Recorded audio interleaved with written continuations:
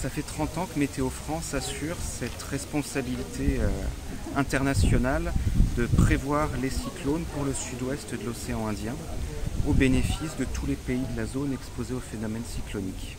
C'est une sacrée responsabilité en effet, et c'est également une opportunité qui nous a été donnée de monter vraiment en puissance sur la prévision de ces phénomènes et développer une vraie expertise sur la prévision des cyclones ici à La Réunion.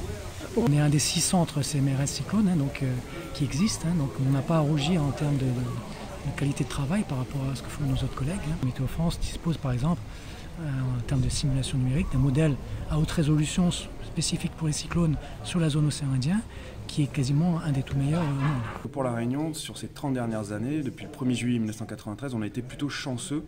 On n'a eu aucun phénomène, aucun cyclone dont l'œil est passé directement sur l'île. C'était arrivé à 3 reprises juste avant, en 87 avec Clotilda, en 89 avec Firinga et en début 93 avec Colina. Mais depuis le 1er juillet 1993, ça ne s'est pas reproduit.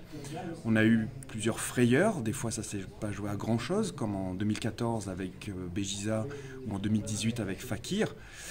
Et la plus grosse frayeur qu'on ait eue, ça a été en 2002, où le cyclone intense Dina est passé à environ 60 km au large de la route du littoral.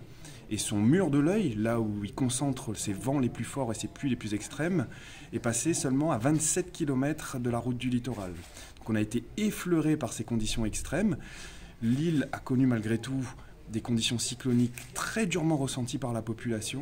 On avait atteint 180 km/h en rafale sur les zones littorales nord particulièrement et dépassé les 250 km/h dans les hauts. Mais ça aurait pu être pire si le cyclone nous était passé directement dessus.